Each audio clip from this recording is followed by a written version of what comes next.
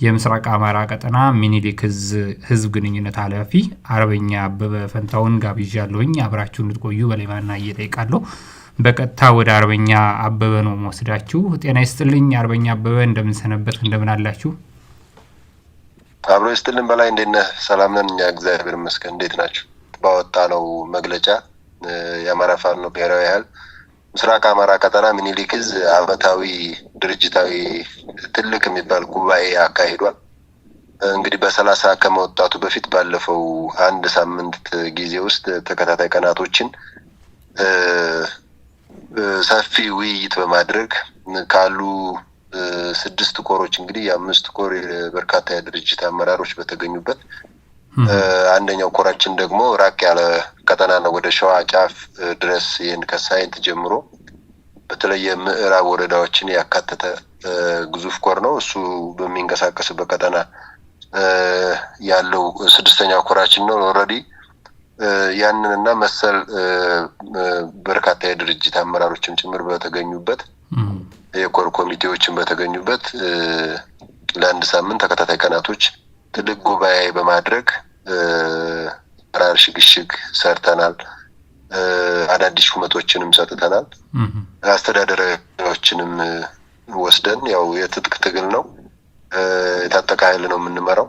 ከዛም በዘለለ ደግሞ የህልውና ታጋዮች ነን። የህልውና ታጋዮች ደግሞ ያለምንም ቅድመ ሁኔታ መወሰድ ያለባቸውን ሁሉ ነገር በመውሰድ እርምጃም ይሁን ሌላም ነገር ለሁሉና ትግሉ ሆኖ በአቅም ልክ ብቁ ሆኖ ዝግጁ ሆኖ መገኘት ስላለብን በዛ ደረጃ ውይይት አድርገናል። እንግዲህ ያው ሚኒሊክ ዕዝ በጣም ሰፊ ቀጠና እንዳለው ይታወቃል። በተለይ የወረዳና የወረዳዎችን በጣም ሰፊ ብዙ ተቆጣጥረን እንደነበር ታውቀዋለህ።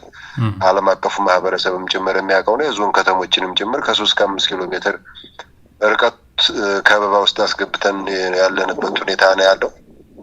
አሁን ነፃ ቀጠና ብዙም የምንቸገርበት ነባራዊ ሁኔታ የለም። ከዛ በዘለለ ግን የአየር ንብረቱ ምቹ ስለሆነ በአየር ኃይል በጣም ከፍተኛ ርብርብ አድርጓል። ስብሰባውን ለማስቀረት ጥረት አድርገዋል።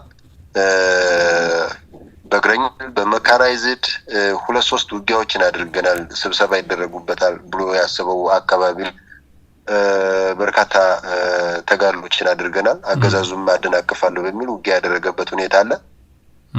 እሱን ያስከበርንበት ጊዜ አለ። ካስከበርን በኋላ ግን አገዛዙ ማዘናጋት፣ በተለይ ደግሞ በጀትና ድሮን ጥቃት እንዳይፈጸምብን በማዘናጋት በአሳሳቻ የሚመስሉ ውይይቶች ያሉት ሁኔታ እንዲፈጠር በማድረግ ዋናው ውይይታችንን አድርገን እንግዲህ ዓመታዊ ድርጅታዊ ጉባኤ ነው እንደነገርኩህ። ዓመቱን በደንብ የገመገምንበት በተለይ የተገኙ ወታደራዊ፣ ፖለቲካዊና ዲፕሎማሲያዊ ድሎች አሉ። አጠቃላይ እንደ ፋኖ ማለት ይቻላል ፋኖ ያለበትን ነባራዊ ሁኔታ ያሳየ ነው። ህዝባችንም ዓለም አቀፉ ማህበረሰብም የፋኖን ሁኔታ ያወቀበት ተጋድሎ ነው፣ ያወቀበት ዘመቻ ነው ማለት ይቻላል።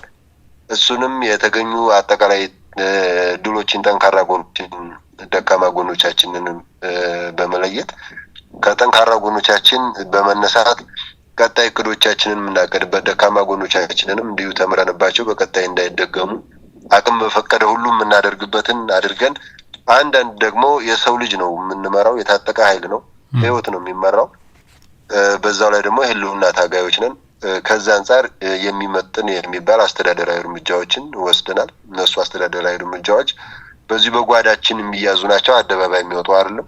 እንደዛ አድርገን ጥብ አድርገን ለአዲስ ድል ለአዲስ ተጋድሎ ምናልባትም ደግሞ ወደ መጨረሻው ምዕራፍ የሚወስደን እንደ አማራ መሪ ድርጅት ከተፈጠረ ወደ መጨረሻው ምዕራፍ የሚወስደንን በቂ ዝግጅት ያደረግንበት፣ የስነ ልቦና ዝግጅት ያደረግንበት ዓመታዊ ጉባኤ ነበርና ባጭሩ ይሄንን ነው የሚመስለው። በላይ አቢ በጣም አመሰግናለሁ። ይሄ አሁን የገለጽክልኝን ነገር ምናልባት ቀደም ሲል በተወሰነ መልኩ ለማንሳት ሞክረሃል። እኛም እንደ ሚዲያ መረጃዎች ሲመጡ ከድሮን ቅኝትና ከድሮን ጥቃቶች ባሻገር አገዛዙ ከሰመራና ከሌሎች አካባቢዎች የሚነሱ የአየር ኃይል ወይም የጀት ቅኝቶችንም አድርጓል የሚል መረጃ ይመጣል። በተለይ አምባሰል ራያ ቀጠና እንዲሁም ደግሞ ላስታ ቀጠናዎችን በተደጋጋሚ ቅኝት የተደረገባቸው እንደሆኑ በመረጃ ምንጮቻችን እንሰማለን። አንደኛ ይሄ ነገር ምን ያህል እውነት ነው?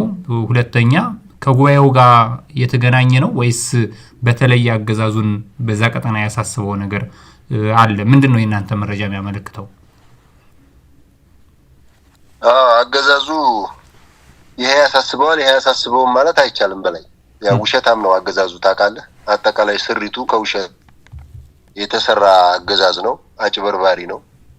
እሱ ከሚለው በመነሳት የሆነ መላምት ማስቀመጥ አይቻልም። ግን የምታያቸው ነገሮች አለ። ምን አስቦ ነው የሚለውን ነገር እኛ በራሳችን ያው መቼም ከምትሰራው ጋር ይሄንን አውቆት ሊሆን ይችላል፣ ይሄንን ተረድቶት ተገንዝቦት ሊሆን ይችላል ብለህ የምትሄድበት መላምት አለ። የሆነ ሆኖ የድሮን አሰሳዎች አሉ። በጣም በ3 ቀን 1 ቀን በአቬሬጅ ስታየው ደግሞ በቀን የሚመጣበትም ሁኔታ አለ። በቀን የሚመጣበትም ሁኔታ አለ።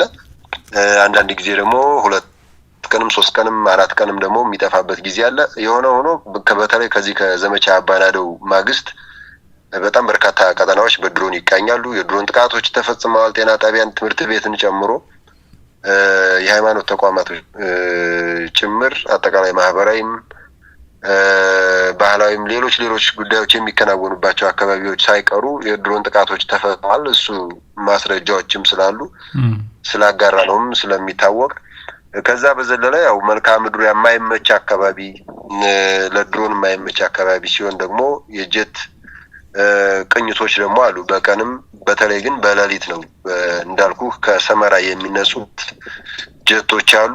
በርካታ የቤት አማራ አካባቢዎችን ምኒልክ የሚንቀሳቀስበት ላይ ቅኝት ያደርጋል።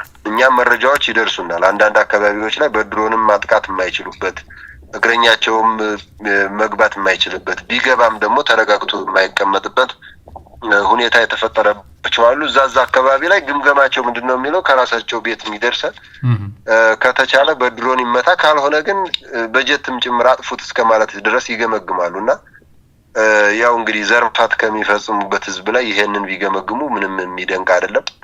የሆነ ሆኖ ግን እውነታው ጀቶች ከተባለው አካባቢ የተነሱ በጣም በርካታ የቤት አማራ አካባቢዎችን በሌሊት ከምሽቱ 5 ሰዓት ይሄ አፍላ እንቅልፍ ሰው ይተኛበታል ተብሎ የሚታሰብበት ሰዓት ላይ ይመጣል። ድሮንም አጠቃላይ ሰራዊቱ ይተኛል ተብሎ በሚታሰብበት አካባቢ ይመጣል። አሁን ሰራዊት ንጹሃን ምናምን ማለት አትችልም። በርካታ ቀጠናዎች በፋኖ እንደተያዙ ይታወቃሉ። በሁሉም አካባቢ ፋኖ መወሰድ ያለባቸውን ጥንቃቄዎች ስለሚወስድ ንጹሃኖች ናቸው ብዙ እየተጎዱ ያሉት። የሆነ ሆኖ ህዝባችንን ከጥቃት ለመከላከል ነው የወጣ ነው። ጥቃቱ እየደረሰ ነው። ፋኖም ላይ ይሁን ንጹሃኑም ላይ ይሁን የሆነ ሆኖ አማራ ህዝብ ላይ ነው ጥቃቱ እየደረሰ ያለው። መሰል እንቅስቃሴዎቹ በጣም የተጠናከሩ ናቸው። እንደነገርኩ ግን አንዱ የኛ ግምት በዘመቻ አባናደው የፋኖን አቅም ተረድቶታል። በተለይ እዚህ አካባቢ ያለውን በዛ በዘመቻ አባናደው ካሊብሬት ሆኗል። በቃ ጠላት ሁሌም እንደዛ አይነት ነገር ሊሰሩ ይችላሉ ብሎ ያስባል። አንዳንድ ግብአቶችን እናሟላ ደግሞ ዝግጁ እንደሆነ መረጃ ሲደርሰው ደግሞ መካናይዝዱን ጭምር እያሸሸ ያለበት ሁኔታ አለ። አንዳንድ ቀጥታ መካናይዝዱን አሸሽቶ ወደ አራም ወደ ጭፍራም አፋር ክልል ማለት ነው ወደዛ አካባቢ የወሰደበት ያሸሸበት ሁኔታ አለ። ኢቭን ወልዲያም ጭምርና የምታስታውሰው ነው ከዘመቻ አባናደው ማግስት 2 እዞች ናቸው ወደ ቤት አማራ የገቡትኝ። በርካታ ሰራዊቱ እዚህ ሰሜን ወሎ አካባቢ ነው የገባው። አጠቃላይ ከነበረው ሰሜን ምስራቅ እዝ በተጨማሪ 7ኛና 11ኛ የሚባሉ እዞች ወደ ቤት አማራ ገብተዋል። አድማ ብተና አለ፣ ፖሊስ የሚባለው ሆዳም አማራ ስብስብ፣ ሌላ ደግሞ ልዩ ዘመቻ የሚባሉ ደግሞ የኮማንዶ አሃዶችም አሉ እስከ ራያ ጫፍ ድረስ ወደፊት ወደ አለማጣም ኮረምም ድረስ ጭምር የገባበት ሁኔታ አለ። የሆነ ሆኖ በእነዚህ ሁሉ አደረጃጀቶች ተጠናክረው የገቡበት ሁኔታ ነው ያለው። ህዝቡ እንዲያውም በጣም ከፍተኛ ጭንቀት ነበር። ያው እናንተም እንደሚዲያ ይደርሳችኋል። ይሄ ሁሉ ኃይል ገብቶ ምንድነው የሚፈጠረው የሚል ነገር ነው የነበረው። ያን ሁሉ ኃይል አስገብተነው ግን መግባት የሚፈልግበት ቦታ ላይ ሁሉ አስገብተው ከማጥቃት ይልቅ ወደ መከላከል እንዲዞር አድርገናል። መከላከልም በአግባቡ እንዳይከላከል አድርገን ሰራዊቱም እየፈረሰበት በተለይ ደግሞ አንዳንድ አካባቢዎች ላይ አሁንም እንደነገርኩ መካናይዝዱን እያሸሸ ያለበት ሁኔታ አለ። በዚህ ጊዜ መተማመኛው ወደ ሰማይ ቀጥ ሲል እንግዲህ አየር ኃይሉ ነው። ድሮን አለ። በድሮን የማይሳካውን ደግሞ በጀት ቅኝቶች ይደረጋሉ። በጣም ድምፁ ለንጹሃኑ በጣም አስከፊ የሚባል በጣም ሊያስፈራራ የስነ ልቦና ጉዳት ሊያደርስ የሚችል ድምጽ ነው ያለው። ዝቅ ብሎ ነው የሚበረውና አለ በሌሊት የድሮኑን እንደው ቢያንስ በ3 ቀን አንድ ቀን አይቀርም ብያለሁ። በአቬሬጅ ጀቱ ግን ዴይሊ ነው ማለት ይቻላል። ይመጣል በተባለው ሰዓት ቤት አማራ ቀጠናዎችን ይዞራልና እውነታው ይሄ ነው። ትክክል ነው የሚደርሳችሁ መረጃ።